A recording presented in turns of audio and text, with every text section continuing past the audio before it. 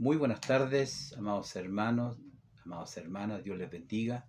Mis amados pastores también, mis pastoras, que el Señor les bendiga grandemente, esperando que el Señor les esté guardando en este día, viernes, esperando este fin de semana festivo, un fin de semana de recordar el nacimiento de Cristo, la iglesia seguramente preparándose con ensayos para celebrar también la Navidad. Nosotros, gracias al Señor, estamos bien y ahora dispuestos para este tema, que es el penúltimo tema del libro de Ezequiel, que ha sido una tremenda bendición primeramente para mi vida y luego para este trabajo que es en realidad lo que podemos hacer. Así que agradezco al Señor, quiero orar al Señor, darle gracias por esta nueva oportunidad que me permite poder a través de la escritura, poder comentar acerca de estos versículos y de esta lección que Dios nos permite tener. Sé que el día domingo es complicado, en algunos se celebra la Navidad, otros hay actividades familiares, pero no podemos dejar de lado el estudio de la palabra del Señor, y menos cuando estamos terminando un libro tan importante del cual hemos aprendido mucho. Así que inmediatamente oramos al Señor.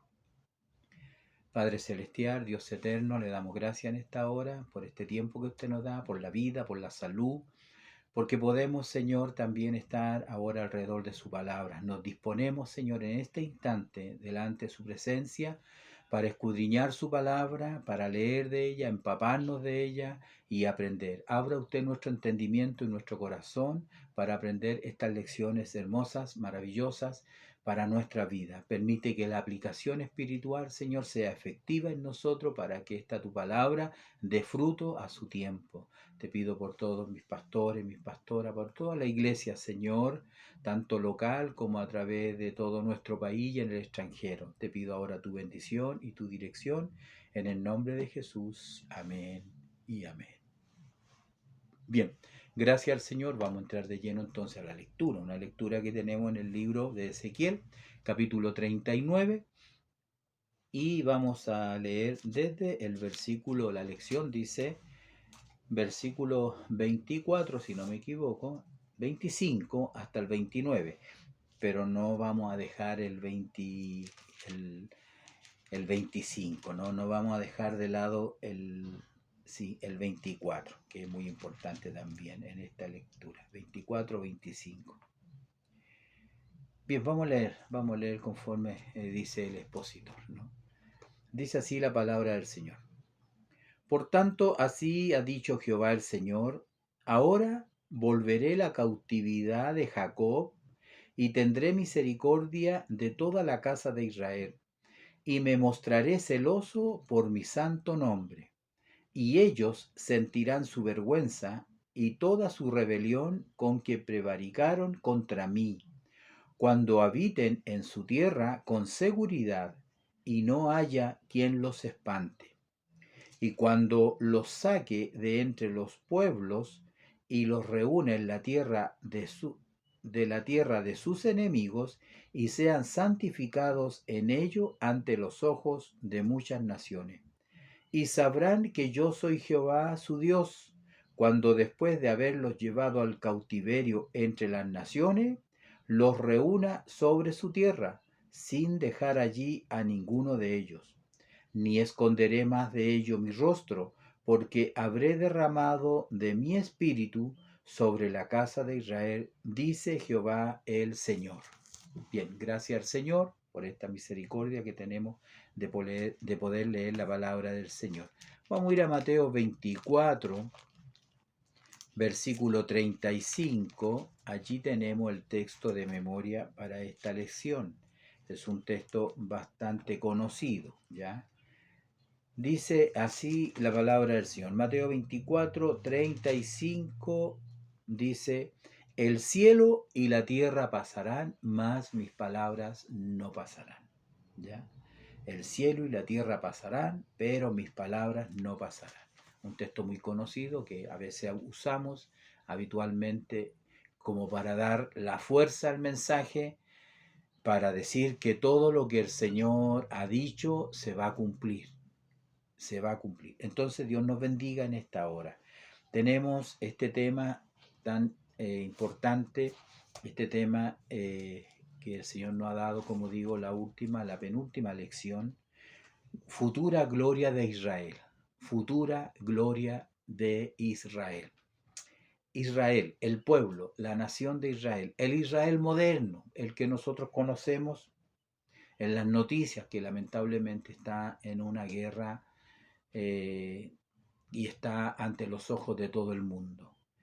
De este pueblo vamos a hablar, del futuro de este pueblo. Es decir, la profecía que tenemos por delante, lo que el Señor habla en todo el capítulo 39 y lo que hemos leído al final del 39, se está refiriendo única y exclusivamente a un tiempo futuro, a un tiempo futuro. Así lo dice el tema, futura gloria de Israel. No debemos nosotros perder de vista eso, que muchas veces cuando nos salimos de ciertos parámetros tendemos a confundirnos, ¿yo? O mezclar las cosas, que es peor. Entonces, en esta primera parte, el título dice, para Dios no hay nada imposible. Para Dios no hay nada imposible. Todos nosotros sabemos eso. Todo buen cristiano sabe que para Dios no hay nada imposible. ¿Por qué? Porque si el Señor hizo una obra de misericordia en usted, cuando todo estaba perdido, cuando no había esperanza, cuando usted fue sanado quizás de ese cáncer, cuando usted fue sanado, cuando la ciencia médica dijo que no había ninguna posibilidad, Dios dijo la última palabra y nosotros sabemos que Dios es un Dios milagroso. La Biblia está llena de hechos portentosos, de milagros increíbles, que nosotros tenemos que realmente creer y afirmar que es así. Para Dios no hay nada imposible. En este caso, esta frase la vamos a aplicar al tema que tenemos, el tema de la futura gloria de Israel. No importa cómo ellos estén, no importa lo que ellos hayan vivido, no importa las cautividades, no importa que lamentablemente ellos fueron llevados forzosamente al destierro, ya que ellos fueron esparcidos por todas las naciones a causa de su pecado. Independientemente, Dios ha hecho promesas, Dios tiene un pacto y esos pactos Dios los va a cumplir. Entonces, todos sabemos que realmente para Dios no hay nada imposible. Lo que anunciaron, lo que Dios anunció por medio de sus profetas, finalmente Dios lo va a cumplir. Al pie de la letra, podríamos decir.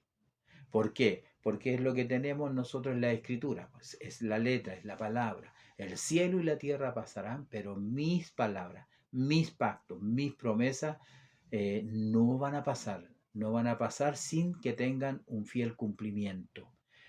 Entonces eso es muy importante. Por eso que en las lecciones que hemos tenido aquí hay que enlazar y tratar de enlazar todas las lecciones que hemos tenido, como por ejemplo esta lección tan bonita, tan hermosa que Dios nos ha dado cuando estudiamos el Valle de los Huesos Secos. No se nos debe olvidar nunca, Ezequiel 36, Ezequiel 37, ¿no? Nosotros no nos vamos a olvidar Ezequiel 37 cuando el Señor le muestra a Ezequiel, el profeta de Dios, le muestra esta visión. Dice, a mí me llama la atención porque dentro de lo que Dios le habla a Ezequiel, lo lleva en visión a un valle que estaba lleno, repleto de huesos por doquier, y él seguramente de un extremo a otro, dice, probablemente él caminó por entre el medio de los huesos.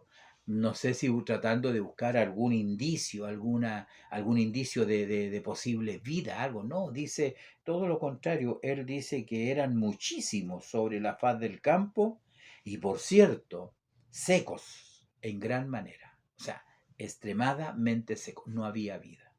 Pero para Dios hay algo imposible. Para Dios no hay nada imposible. El profeta no sabía lo que Dios iba a hacer. Nosotros muchas cosas no sabemos lo que Dios va a hacer. Pero cuando estamos en la voluntad de Dios, para Dios todo es posible. Lo que para el hombre es imposible, para Él es posible. Le dijo el Señor a alguien, cree solamente, porque para Dios no hay nada imposible. Alguien había muerto, pero Él le dice, cree solamente. Le dice el profeta, el Señor al profeta Ezequiel, le dijo, hijo de hombre, ¿vivirán estos huesos? ¿Vivirán estos huesos? Entonces, ¿qué le respondió? Señor Jehová, Solo tú lo sabes, porque Dios lo sabe todo. ¿Ah?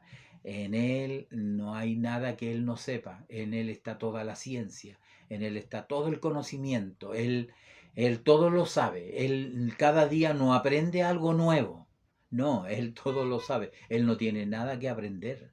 Nosotros sí, la ciencia sí será aumentada, pero nosotros, Dios no tiene nada que aprender. ¿Vivirán estos huesos?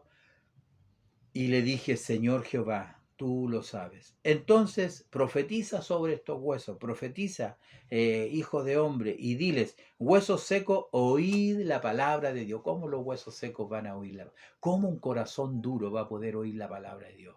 ¿Cómo esta mujer que está en la referencia, usted seguramente lo va a leer después, Lidia, dice que el Señor le abrió el corazón, le abrió como los oídos, para que ella pudiera oír la voz de Dios, la palabra de Dios. Entonces, ¿cómo esos huesos, esa nación, iba a revivir? Bueno, hoy en día nosotros tenemos una nación ya revivida, ¿no? Una nación que a mi juicio es como estos huesos secos, que cada hueso se juntó con su hueso, que ya tiene tendones, que ya tiene carne y tiene piel. Ya es una nación, pero no tiene espíritu, no tiene espíritu. Yo siento en mi humilde estudio, siento que eso es lo que le falta hoy en día al pueblo de Israel. ¿Ah? Pero eso está en un tiempo futuro, cuando la gloria de Dios venga sobre este pueblo, sobre esta nación, después de un arrepentimiento, y ellos puedan volver y cumplirse todas las promesas que el Señor les ha dado. Entonces, como podemos ver, estos pasajes de Ezequiel nos hablan de una restauración que está todavía en el futuro, amados hermanos, amados pastores, está en el futuro, está en el futuro. Es cierto que ya hemos tenido lecciones donde hemos revisado así en un estudio muy corto de una hora, que Israel es una potencia mundial, es una potencia económica también, es una potencia en el área de la tecnología, en el área del cultivo, de la tierra. En todas esas áreas Israel es una potencia, pero todavía falta lo más glorioso, la gloria futura de este pueblo Israel, que es el pueblo de Dios. Entonces, este remanente que regresó, cuando nos situamos aquí en el libro de Ezequiel, hay que entender que Ezequiel está en Babilonia todavía, allí están los que habían sido llevados cautivos. Y ellos regresaron a los 70 años de cautiverio, ellos quizás los que fueron quizás nunca regresaron, pero sus hijos y su descendencia, los que nacieron probablemente en Babilonia, ellos regresaron. Pero después de los 70 años, este grupo que regresó, estuvieron siempre permanentemente asediados, estuvieron siempre bajo el yugo de los gentiles. Les costó mucho a ellos poder establecerse como una nación propiamente tal, y mucho menos como una nación después de casi haber sido exterminados, ¿no? Pues la historia dice, podrá haber alguna cantidad mayor o menor, casi 6 millones de judíos, 5 millones de judíos fueron exterminados en los campos de exterminio nazi. Entonces, pero a pesar de todo eso, todo ese tiempo después que regresaron ellos, ¿ah? eh, nunca se restablecieron como nación, nunca, nunca. Finalmente, en el año 70 después de Cristo, en el año 70 después de Cristo, Roma, el imperio romano, los expulsó de su tierra que se llamaba Palestina.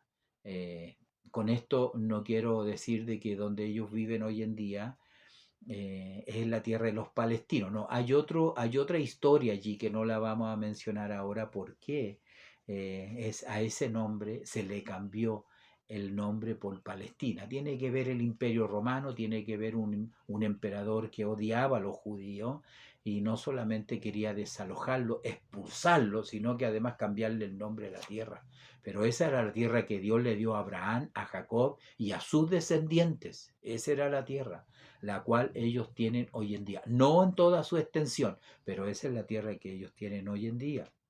Entonces en ese año, el año 70, se destruyó el templo, que es el templo que se llamaba el templo de Herodes, que fue ampliado también y fue totalmente destruido, quemado, saqueado y destruido totalmente. Y ellos fueron expulsados de su tierra, como digo, los historiadores pueden decir Palestina. Sin embargo, ellos fueron allí empezó la dispersión de los judíos, o la diáspora también se llama. ¿Qué significa? Significa que ellos fueron esparcidos por todas las naciones del mundo, a todas partes fueron expulsados. La Biblia le llama también el tiempo de los gentiles. Entonces Ezequiel muestra un orden de los eventos en estos últimos capítulos, incluyendo el 38, el 39, el 40. Es un orden de los eventos donde vemos nosotros en el 36, ya lo vimos ya, acerca de la restauración de la tierra. ¿Se acuerda cuando Dios le habló a Ezequiel y profetiza contra los montes de Israel, los arroyos, los valles? Entonces lo que hace el Señor, restaura la tierra, luego restaura el pueblo. 36, desde el versículo 16 al 37, el 37, 38 por ahí, también nos habla acerca que Dios restaura al pueblo que va a morar en esa tierra, que es el pueblo de Israel. Y también encontramos en el 38, del 1 al 15, encontramos el juicio sobre los enemigos de Israel. Y aquí hay que ir poniendo atención, el juicio sobre los enemigos de Israel. Nosotros estamos en el 39, todo el capítulo 38 habla acerca del juicio sobre los enemigos de Israel. De hecho, si usted lee algunos versículos, dice aquí, 38, vino a mi palabra de Jehová diciendo, hijo de hombre, pon tu rostro contra Gog en tierra de Magog. Gog es un reino, Magog es una tierra. Príncipe soberano de Mercer y Tubal, profetiza contra él y di, así ha dicho Jehová el Señor, he aquí yo estoy contra ti, oh Gog, príncipe soberano, y te quebrantaré y pondré garfio en tus quijadas y te sacaré a ti y a todo tu ejército, caballos y jinetes, con todo equipado, una gran multitud. Y así nosotros podemos ver que él hace juicio a los enemigos de Israel. Y finalmente, ya en el 39, una restauración final, y el 40 también la adoración, cuando estudiaremos, si no me equivoco, la última lección que tiene que ver con el templo que algunos le llaman el templo del milenio. Entonces, como podemos ver en esta lección que nosotros tenemos, de los versículos 25 al 29 que hemos leído, nos muestra entonces la restauración y la conversión de Israel. Si usted toma la lección y lee, ¿no es cierto?, nuestro expositor, bueno, el título como que lo saca uno un poquito, ¿ah? Pero lo que tenemos en los versículos que hemos leído, la lectura bíblica, es la conversión y la restauración de Israel. El título principal está más alineado, futura gloria de Israel. Sin embargo, este subtítulo, para Dios no hay nada imposible, está dando por sentado de que Dios va a restaurar finalmente a su pueblo, a Israel, ¿ya? Entonces, por eso tenemos esta lección que tenemos delante de nosotros, donde vuelvo a insistir, del 25 al 29 de la lectura bíblica, nos muestra la restauración y la conversión del pueblo de Israel. Ya en Oseas, en el capítulo 14, versículo 4 al 6, dice que los amaré de pura gracia. ¿Por qué lo hace el Señor? Porque los amaré de pura gracia, y será su gloria como la del olivo. Ese es un texto bastante interesante que usted puede buscar allí, léalo. Oseas 14, del 4 al 6. Su gloria será como la del olivo. Ahora, como podemos ver en esta lección, antes de entrar al versículo 25 y a la lectura, vuelvo a insistir, en los últimos tiempos Israel tendrá muchos enemigos. No va a ser fácil llegar a que la gloria de Dios se mueva, que la gloria de Dios se manifieste nuevamente a Israel. No va a ser fácil.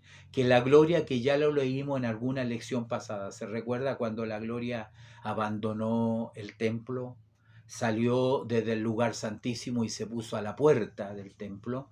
Luego de ahí de la puerta del templo se puso allí en el monte de los olivos. Y luego del monte de los olivos se fue, dice el profeta Ezequiel, con una pena terrible de ver cómo la gloria de Dios abandonaba, ¿no es cierto?, a su pueblo. ¿Ah? Antes de que fuera profanado totalmente, la gloria de Dios abandonó el templo.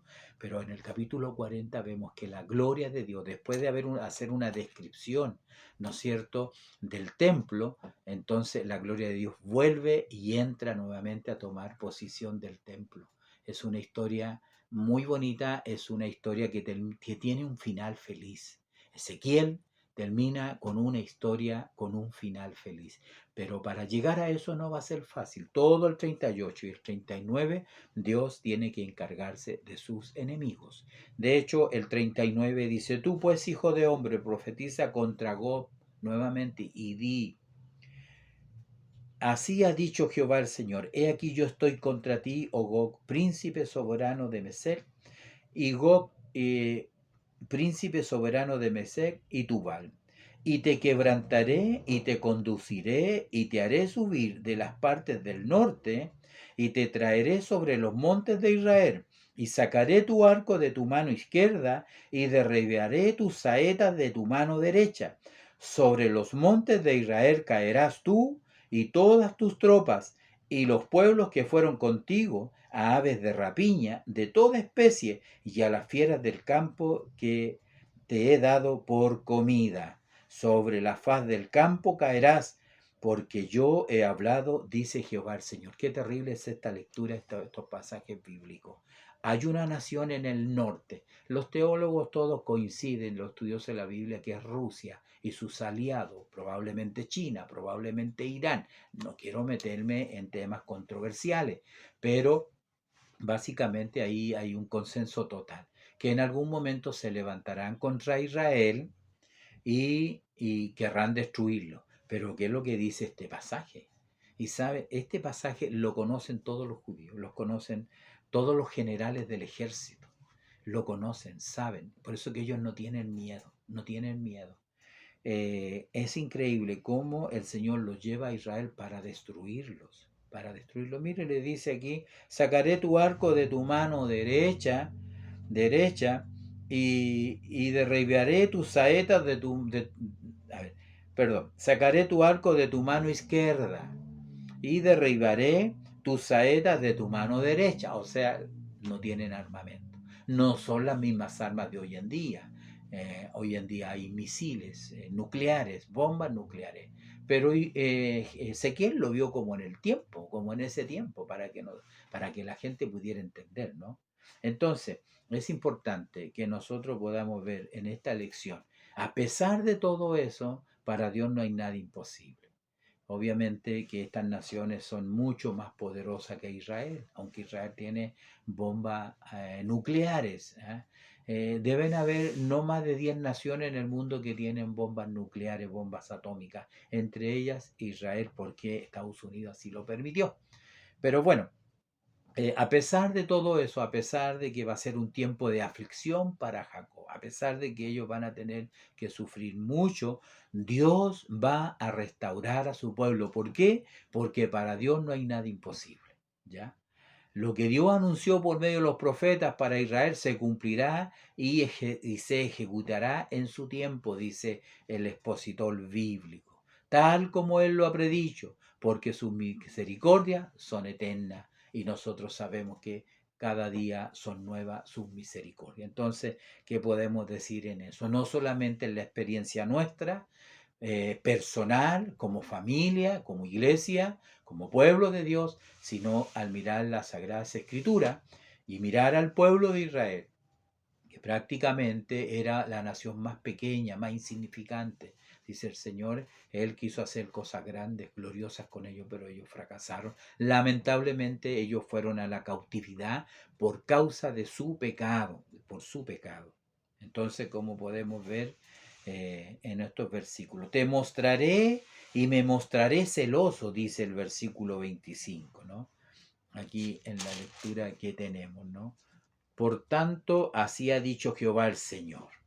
Ahora ahora volveré la cautividad de Jacob. Es como decir, ahora ya mi pueblo nunca más va a ser esparcido, nunca más va a ser humillado, nunca más va a ser, digamos, invadido, llevado cautivo, nunca más, nunca más.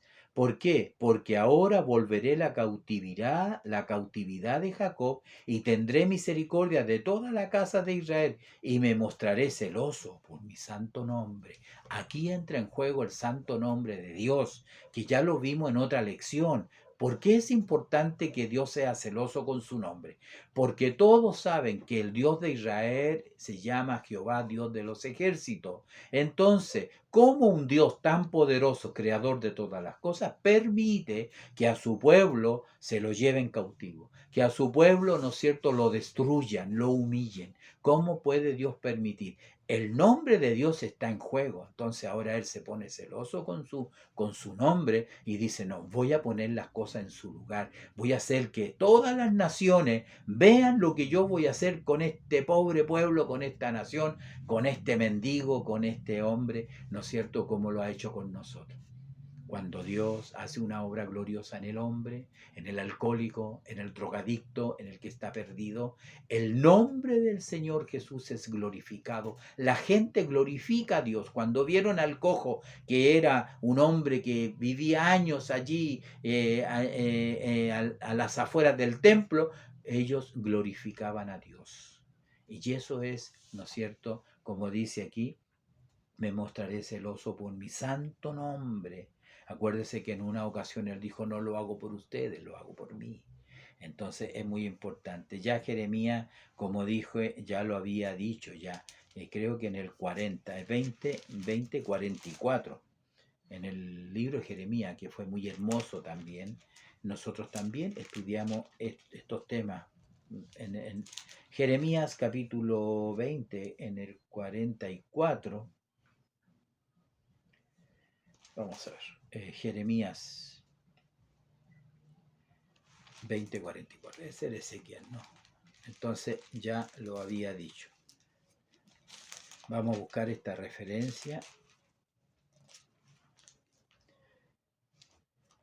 Aquí dice, no era Jeremías, era Ezequiel, para que usted no se confunda, ¿no? Y sabréis que yo soy Jehová cuando haga con vosotros por amor de mi nombre, ese nombre que él se pone celoso, ¿no? Cuando lo haga por amor de mi nombre, no según vuestros caminos malos, ni según vuestras perversas obras, oh casa de Israel, dice Jehová el Señor. Lo haré por causa de mi nombre. ¿Ya? Se fija entonces, es importante que nosotros podamos darnos cuenta realmente lo que el Señor va a hacer con Israel en el último tiempo. Jeremías 30, versículo 3, dice de esta manera: porque aquí vienen días, dice Jehová, en que haré volver a los cautivos de mi pueblo, Israel y Judá. Así ha dicho Jehová, y los traeré a la tierra que di a sus padres y la disfrutarán. Si usted se da cuenta en este texto que probablemente hayamos leído y no reparado en él, aquí él está hablando acerca de que va a traer a su pueblo, que va a llegar el día en que hará volver a los cautivos de mi pueblo. Dice, haré volver a los cautivos de mi pueblo Israel y Judá. Sin embargo, Ezequiel, o en el tiempo de Ezequiel, aquí estamos tratando solamente con Judá, no con Israel. Israel fue llevado cautivo 150 años antes. Entonces no está hablando de que este texto está hablando del regreso, de la cautividad de Babilonia. No, no está hablando de la cautividad de Babilonia cuando regresan con Edra, Zorobabel, donde está el libro de Nehemías. No, está hablando más allá de eso. Está hablando del futuro, porque está considerando ahora a Israel y a Judá. Y los que me han seguido en estos estudios bíblicos saben que Israel son las tribus del norte, que en algún momento se dividieron, como lo explicamos en el estudio anterior, ¿no? Entonces, como dicen en estas lecciones, así que ha sido maravilloso poder ver. Alguien podría nuevamente decir, el título me complica, sí, pero la historia es así, la historia es así. ¿Dónde vamos a coincidir? Que para Dios no hay nada imposible, ¿ya? Veamos el Salmo 126. El Salmo 126 es algo que nosotros cantamos. Nosotros cantamos muchos salmos y alguien, no recuerdo el nombre, hace muchos años atrás, le puso música a todos estos salmos. Probablemente no sea la misma música que se cantaba en tiempos de Israel, porque el libro de los salmos es el himnario del pueblo judío, ¿no?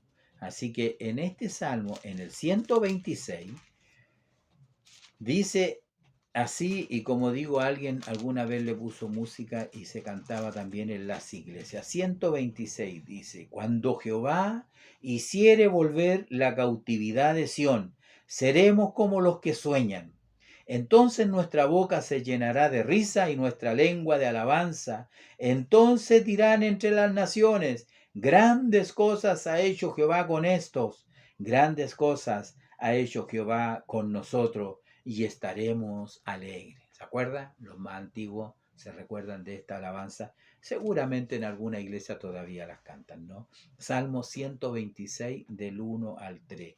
Cuando Jehová hiciere volver la cautividad de Sión, seremos como los que sueñan. ¿Cómo será eso? ¿Ah? Usted entiende que un sueño es un sueño. Un sueño, uno puede soñar lo que a uno se le da la gana, ¿no? Usted puede soñar que va a tener un yate. Usted puede soñar que va a tener un avión. Pero eso es un sueño. Y alguien dice, bueno, soñar no cuesta nada. Soñar es gratis. Todos podemos soñar, todos podemos ser soñadores. Alguien soñó que todas las estrellas lo saludaban y se inclinaban, aún el sol y la estrella. Y ese hombre se llamaba José, y él tenía un sueño. Y los hermanos se burlaban, y su padre le dijo: ¿acaso pretendes que yo, tu madre, nos inclinemos a ti? Entonces, hay sueños y sueños, ¿no? Entonces, esto sería como algo imposible. Que Israel, que este pueblo, que cometió muchas maldades, que se desvió, que fue una nación adúltera, que se echaba con cualquier caminante, con cualquier amante, Dios haya tenido misericordia de ellos y los vaya a restaurar en el futuro. ¿Se da cuenta que entonces para Dios no hay nada imposible? Entonces, que el Señor nos bendiga a nosotros, cada uno de nosotros. Finalmente, en esta lección que Dios nos ha dado, podemos citar el libro de José. Dice Joel dice que en los postreros tiempos, en los postreros días, derramaré de mi espíritu sobre toda carne, y vuestros jóvenes soñarán sueños. Entonces, es importante la lección y hermosa que el Señor nos ha dado en esta hora, como para pasar a esta segunda parte que Dios nos da, que lleva por título: Dios quiere restaurar la santidad del hombre. Dios quiere restaurar la santidad del hombre. Y en eso obviamente sí, Joel dice: porque aquí que en aquellos días y en aquel tiempo en que haré volver la cautividad de Judá y de Jerusalén, y reuniré a todas las naciones y las haré descender al valle de Josafat, y allí entraré en juicio con ella. ¿Por qué? Porque eso está en el futuro. Cuando Cristo venga, dice que Él vendrá y reunirá a todas las naciones, como el pastor reúne a las ovejas y los cabritos, y Él se sentará en su trono de gloria y juzgará a los unos y a los otros. Entonces ese juicio se llama el juicio de las naciones, que está en el futuro. Entonces Dios nos bendiga, Dios nos ayude, porque Dios quiere finalmente, bueno, aquí dice, restaurar la santidad del hombre, pero también Dios quiere restaurar a Israel, ¿Qué dicen los versículos de Ezequiel que hemos estado estudiando, que hemos estado leyendo? Los versículos que estamos mirando en el capítulo 39, dice, volvamos a leer: y ellos, dice, sentirán su vergüenza y toda su rebelión con que prevaricaron contra mí, cuando habiten en su tierra ahora con seguridad, y no haya quien los espante, una vez que todos sus enemigos y todos sus adversarios sean, ¿no es cierto?, derrotados. por el Señor, que volverá en majestad y gloria al rescate. La segunda venida de Cristo será de juicio, la segunda venida de Cristo en majestad y gloria, no el rapto o arrebatamiento de la iglesia. No, estoy hablando de la segunda, donde Él vendrá como el relámpago que se muestra en el oriente hasta el occidente. Todo ojo le verá. En el rapto, arrebatamiento, no será visible, será como el ladrón en la noche. Entonces, dice la Escritura, cuando los saque de entre los pueblos y los reúna de la tierra de sus enemigos y sea santificado en ello ante los ojos de muchas naciones, y sabrán que yo soy Jehová su Dios. Eso se refiere a las naciones. ¿Por qué? Porque Él es celoso por su santo nombre. Y lo que Él está haciendo, ¿no es cierto? Él está poniendo su nombre sobre todos los dioses de la tierra, ¿no?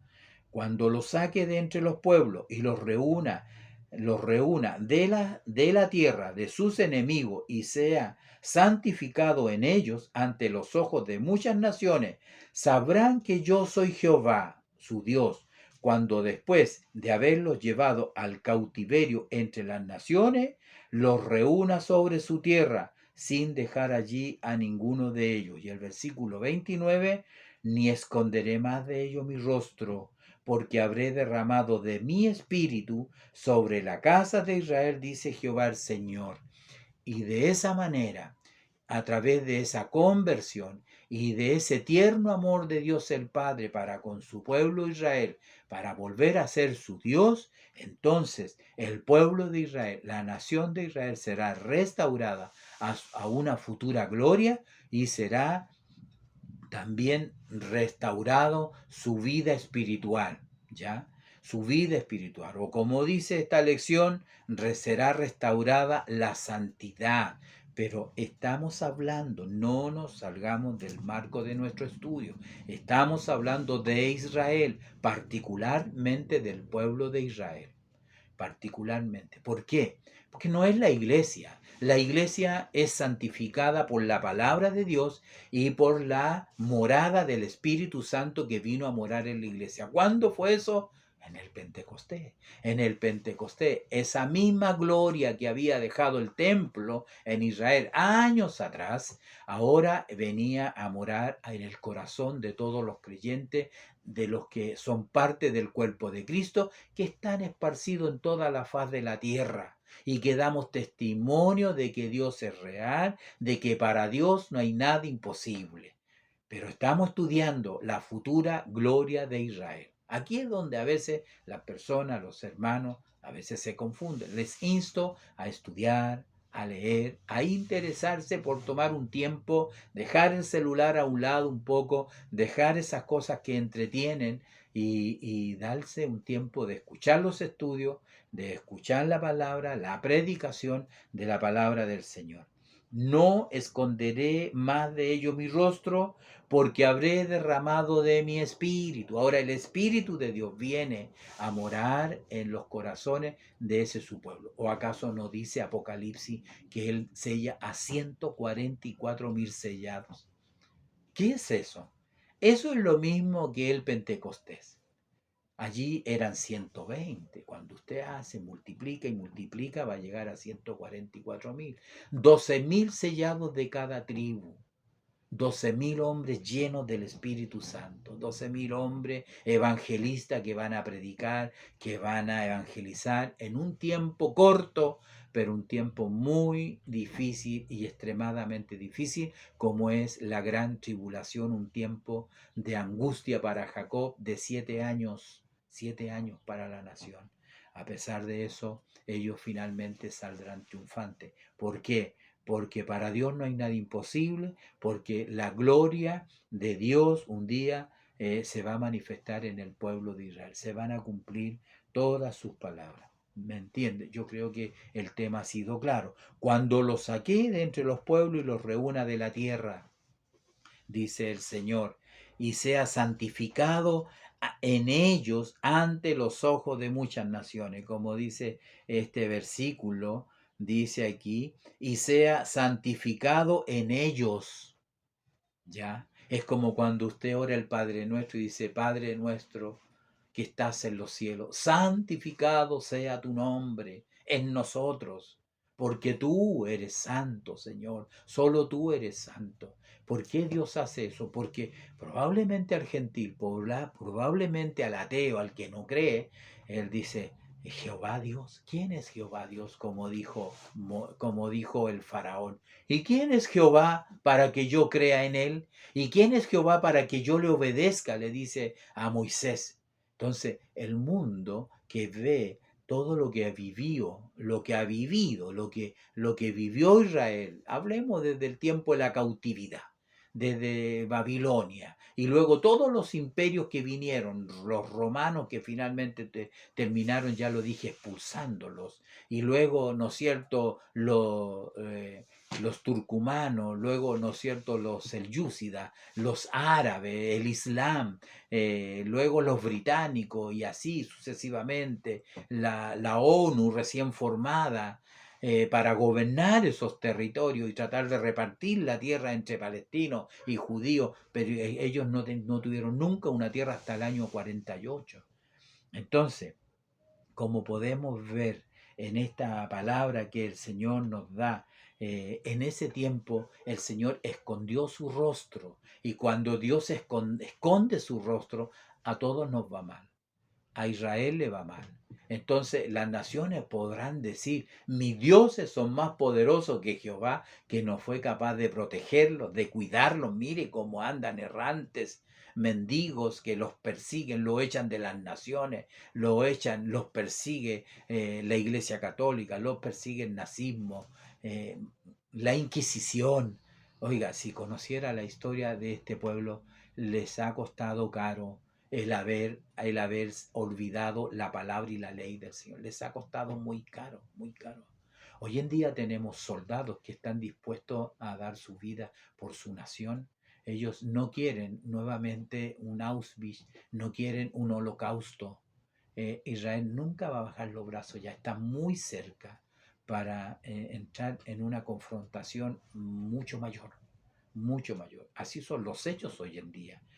Pero dice el Señor, no esconderé ahora más de ellos mi rostro, porque derramaré de mi espíritu. ¿Y acaso eso no es una gloria?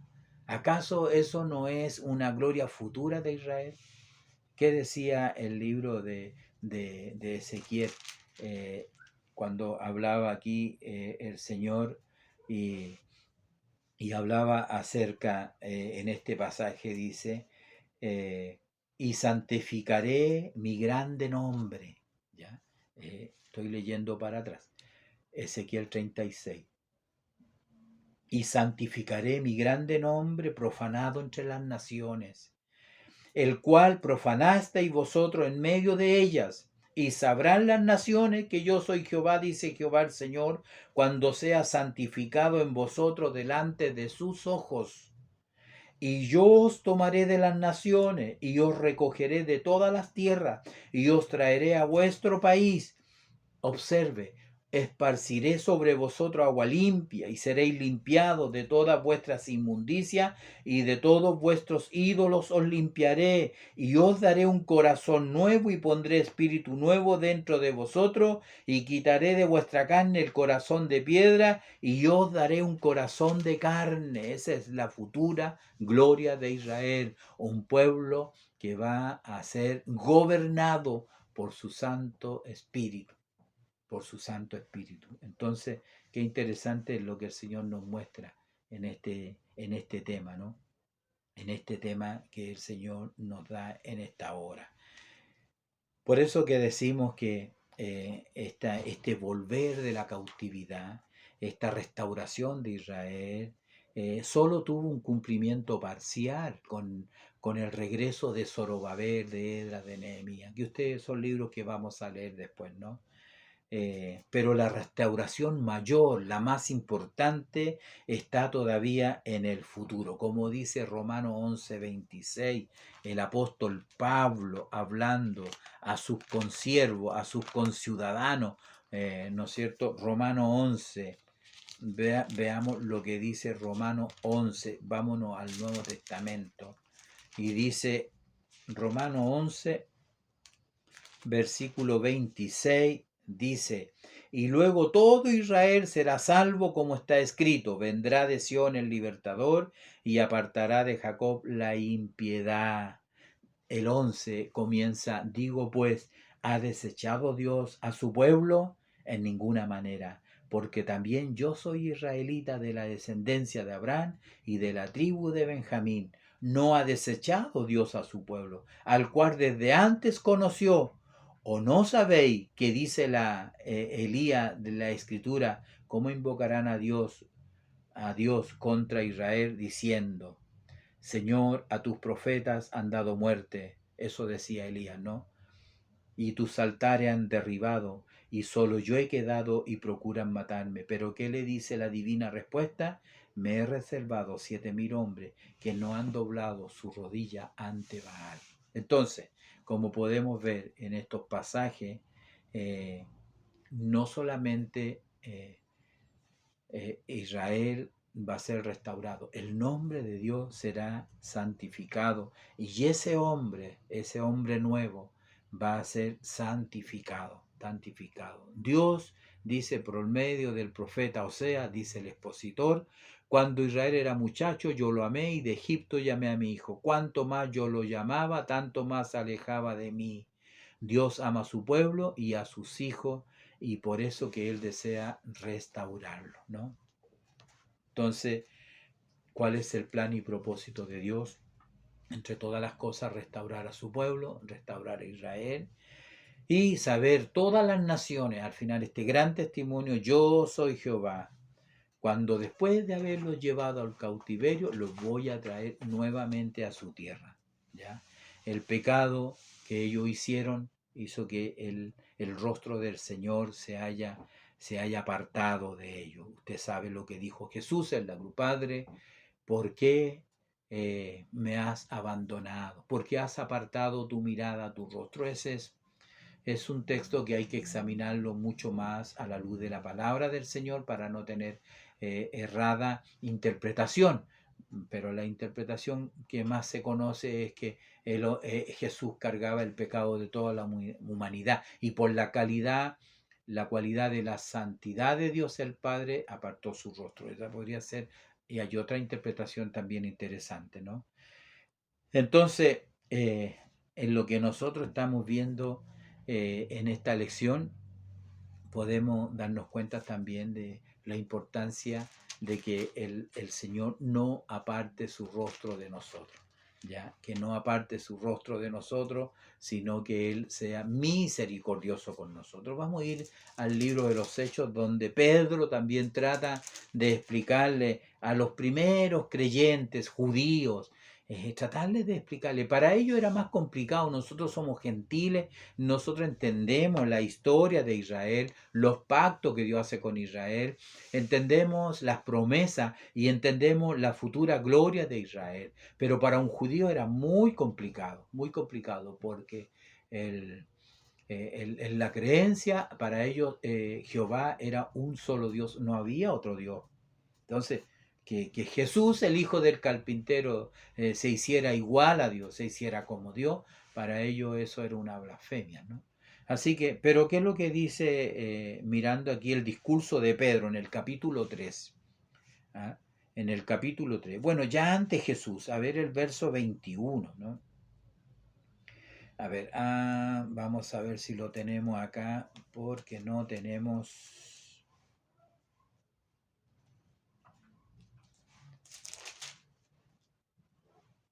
Ya mucho antes, el Señor ya le había dicho al Señor, le había dicho a ellos, que no se fueran de Jerusalén hasta que fueran investidos de un poder de lo alto, y ellos iban a ser bautizados en el Espíritu Santo. Entonces alguien le dice, ¿no? En el capítulo 1, aquí creo que lo encontré: y estando juntos les mandó que no se fueran de Jerusalén. Hechos capítulo 1, versículo 4, 5. Y estando juntos les mandó que no se fueran de Jerusalén, sino que esperasen la promesa del Padre, la cual les dijo, oíste de mí. Porque Juan, está hablando Jesús, ciertamente bautizó con agua, mas vosotros seréis bautizados con el Espíritu Santo dentro de no muchos días. Entonces los que se habían reunido, que eran más de 500 hermanos, reunido, le preguntaron diciendo, Señor, ¿restaurarás el reino de Israel en este tiempo? Mire, ahí está la pregunta de esta lección. Nosotros estamos hablando de la futura gloria de Israel, estamos hablando de la restauración del reino de Israel. ¿En qué tiempo? Los discípulos no sabían en qué tiempo. Ellos ya con Jesús tenían la duda, tenían la inquietud, tenían la interrogante y le dijeron, Señor, ¿restaurarás el reino de Israel en este tiempo? Ellos sabían que en ese tiempo Israel no estaba restaurado.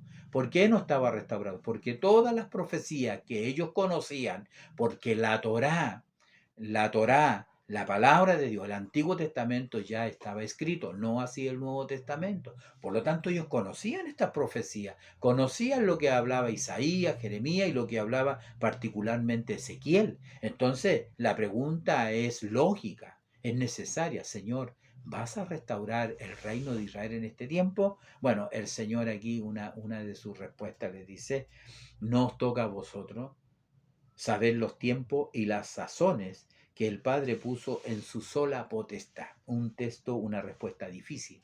Pero en otras palabras, lo más simple les dice, no les corresponde a ustedes saber cuál es el tiempo.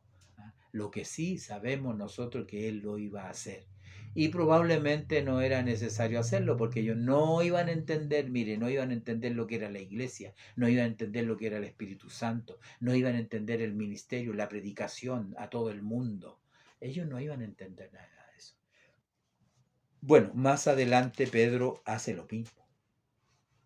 Finalmente el Espíritu Santo viene, se manifiesta en el Pentecostés y aquí en el capítulo 3 él comienza, lo primero es que él viene y el cojo que estaba allí dice que cuando le vio a Pedro y a Juan que iban a entrar en el templo, le rogaba que le diese limosna y Pedro y Juan, fijando en él los ojos, le dijeron, míranos. Entonces él les estuvo atento esperando recibir algo de ellos.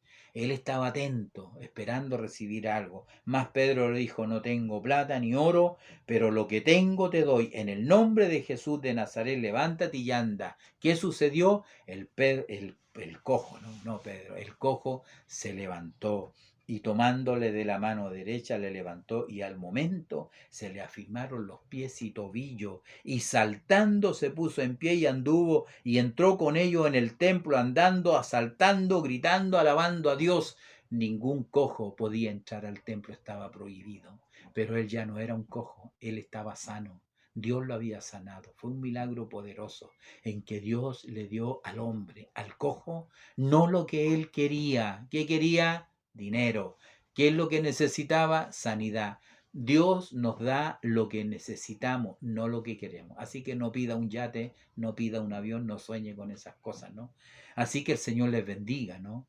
Pero lo importante en este discurso, la gente, todo el pueblo vio andar a alabar a Dios, ¿ah? Y se llenaron de asombro y de espanto por lo que había sucedido, y tomaron a Pedro y a Juan y al cojo que había estado sanado. Todo el pueblo atónico concurrió a ellos al pórtico que se llamaba de Salomón, y viendo Pedro esto, respondió al pueblo varón israelita, ¿por qué os maravilláis de esto? ¿Y por qué ponéis los ojos en nosotros, como si por nosotros, por nuestro poder, hubiésemos hecho esto, andar a el Dios de Abraham? Y comienza a predicar. El Dios de Abraham, de Isaac, de Jacob, el Dios de nuestros padres, es decir, Israel, no la iglesia, Israel. Él está hablando a los judíos, ¿ya? El Dios de nuestros padres, dice, ha glorificado a su Hijo Jesús, ¿A quién vosotros entregasteis y negasteis delante de Pilato cuando éste había resuelto ponerle en libertad? Porque vosotros gritasteis, crucifícale, crucifícale. Mas vosotros negasteis al santo y al justo y pedisteis que se os diese un homicida y matasteis al autor de la vida, a quien Dios ha resucitado de entre los muertos, de lo cual nosotros somos testigos. Y por la fe en su nombre, este cojo que veis y conocéis, le ha confirmado su nombre, y la fe que es por él le ha dado a este completa sanidad en presencia de todos vosotros. Está testificando que Jesús, que no está muerto, que está vivo, sanó al cojo. Más ahora, hermano, les dice Pedro, que es una hermosa predicación. Más ahora, hermano, sé que por ignorancia lo habéis hecho, pero también vuestros gobernantes. Pero Dios ha cumplido así lo que habéis antes anunciado por boca de todos los profetas, que Jesucristo había de padecer. Ya los profetas habían estado hablando eso. Y no solamente eso, sino que Él los exhorta a arrepentirse para que sean borrados sus pecados. Y el verso 20-21, el 21 dice, y Él envíe a Jesucristo que os fue antes anunciado, a quien de cierto es necesario que el cielo reciba hasta los tiempos de la restauración de todas las cosas. Lo que está diciendo Pedro en el versículo 21 dice, a quien el cielo es necesario, a quien de cierto es necesario que el cielo reciba, porque Jesús fue ascendido al cielo. Él no está en la tierra. Él está con el Padre, está como lo vio Esteban, junto al Padre. Está en el trono con su Padre. Y el que está con nosotros es el que Él prometió enviar, es el Espíritu Santo. Él es el que está en la tierra, Él es el que está en la iglesia, Él es el que está prometido para la futura gloria de Israel. Entonces dice, a quien de cierto es necesario que el cielo reciba, ¿hasta cuándo? En otras escrituras o en otras versiones dice, Él estará en el cielo hasta cuando todas las cosas llegue el tiempo de restaurar todas las cosas. Es decir, Él no va a venir, Él no va a descender hasta cuando todas las cosas sean restauradas, y eso va a ser con respecto a Israel en la segunda venida de Cristo.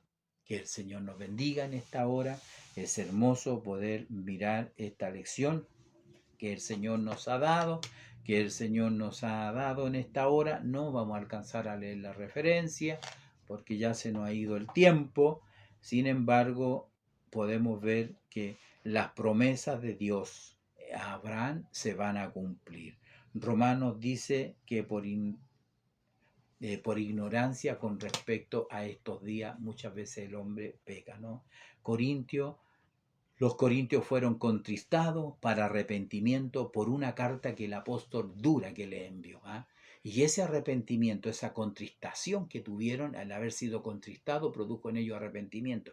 Porque un poco esta parte de la segunda parte habla del arrepentimiento, porque hay arrepentimiento, hay conversión y hay restauración. Ese es más o menos lo lógico, que le va a suceder a Israel, que nos ha sucedido a todos nosotros, para aceptar a Jesús y ser salvo por su misericordia. Según de Pedro, su venida no se retarda, como algunos la tienen por costumbre, solo es paciente para que nos arrepintamos mientras haya tiempo. Entonces el Señor, ya el Hechos 16:14 lo comenté acerca de Lidia, ¿no? De Lidia.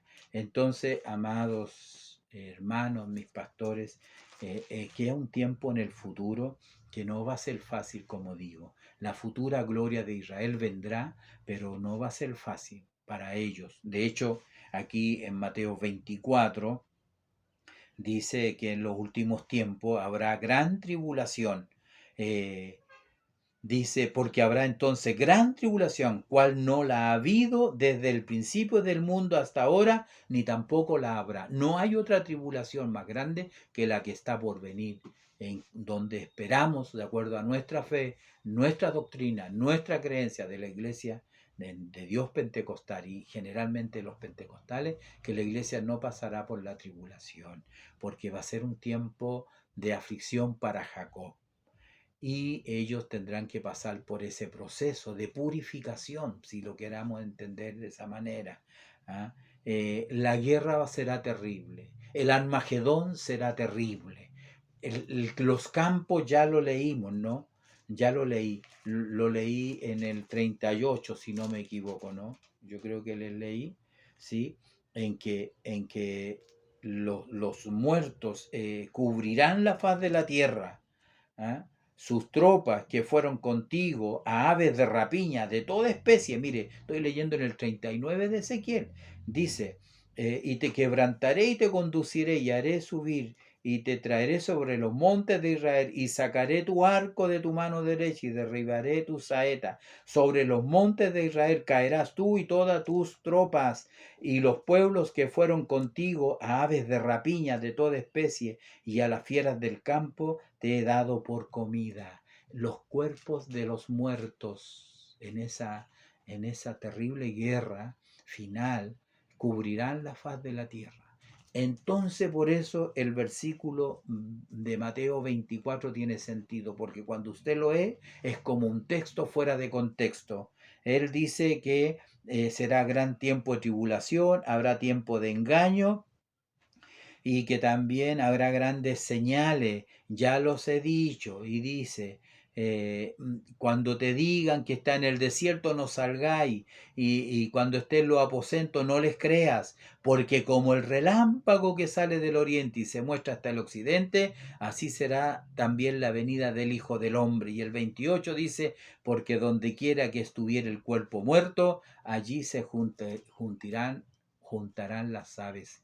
Cuando yo leí este texto, dice, ¿qué tiene que ver este texto con la venida del Señor? Tiene mucho que ver cuando Él venga. Obviamente, en la tierra será el exterminio en una guerra terrible. Ya decía Ezequiel que sobre los montes y será comida para las aves y para las bestias del campo, los muertos esparcidos. Mire lo que dice, porque donde quiera que estuviera el cuerpo muerto, allí se juntarán las águilas, o en otra versión, son aves de rapiña, ¿no? Son aves de rapiña, se darán un festejo. Apocalipsis, no voy a dar la cita, véalo usted, dice que él llama a las aves del cielo y los invita a la gran cena para comer carne de reyes, de príncipes, de caballos. Entonces va a ser terrible. Dios nos bendiga en esta tarde, ya no hemos pasado 2 minutos, así que agradezco al Señor poder hacer este estudio y espero terminar con el último estudio. Dios nos ayude y Dios les bendiga a cada uno. Esto de bendiciones a toda la iglesia que siguen haciendo su escuela dominical, como sea, no dejen de hacer el estudio bíblico o la escuela dominical. Que Dios les bendiga y que tengan una hermosa y feliz Navidad. Dios les bendiga grandemente.